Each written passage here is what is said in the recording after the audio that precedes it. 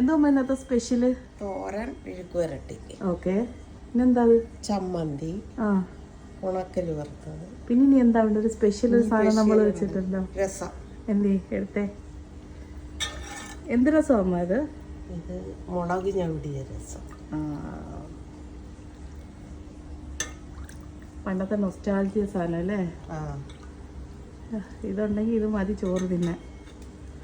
ഓ, ഒന്ന് കഴിച്ചേ അമ്മ. ടേസ്റ്റ് ഉണ്ടോയെന്ന് പറയും. രസം മാത്രം മതി അമ്മയ്ക്ക്. ചമ്മന്തിയും രസവും.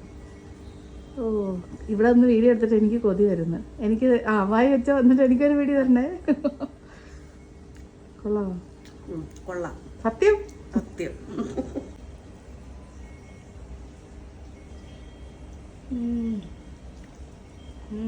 അടിപൊളി.